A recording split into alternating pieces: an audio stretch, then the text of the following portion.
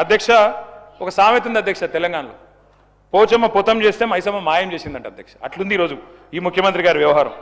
ఆర్థిక కానుకలు ఇస్తామని ఆశపెట్టి ఓట్లు వేయించుకొని ఉన్నయే కొట్టిన అధ్యక్ష. ఇయ్యాల ఏమేమి తీసేసిన అధ్యక్ష? మహిళా ఆరోగ్య విప్లవాన్ని ఆ రోజు తెచ్చిన మహత్తరమైన స్కీములు, KCR nutrition kit, KCR kit మాయం, ఆరోగ్య మహిళా క్లినిక్స్ మాయం. వాటితో పాటు ఇవాళ మొత్తంగా మీరు చూసినట్టయితే మాతా శిశు మరణాలను తగ్గించింది, మరి మంచి ఫలితాలను ఇచ్చిన పథకాల మీద కూడా పగబట్టింది ప్రభుత్వం. దయచేసి పేర్లు మార్చుకోండి. కేసీఆర్ కిట్ ఇష్టం లేకపోతే రాహుల్ గాంధీ కిట్ అని పెట్టుకోండి, కానీ వెంటనే ప్రారంభించండి. దయచేసి ఇవ్వండి. రాష్ట్రంలోని మహిళల తరపున అడుగుతా ఉన్నాను అధ్యక్ష. ఇవాళ వీళ్ళ మాటలు వింటే విచిత్రంగా ఉంది అధ్యక్ష. ఎన్నికలకు ముందు భట్టి గారు చెప్పారు, రేవంత్ రెడ్డి గారు చెప్పారు, చాలా విషయాలు చెప్పారు. ఆ రోజేమో అల్లావుద్దీన్ అద్భుత దీపం మాది ధనిక రాష్ట్రం అన్నారు, కానీ ఇవాళ మాత్రం గూట్లో గుడ్డి దీపం అని చెప్తున్నారు అధ్యక్ష.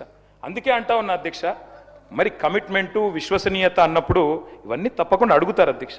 ఇంకొక మాట అధ్యక్ష, ఈ ప్రభుత్వం పదే పదే పదే పదే చెప్తున్న ఒక పచ్చి అబద్ధం అధ్యక్ష, సత్యదూరమైన మాట. 67,000 ఉద్యోగాలు ఇచ్చామని ముఖ్యమంత్రి గారు ఏ సభలో అయినా చెప్తా ఉంటారు.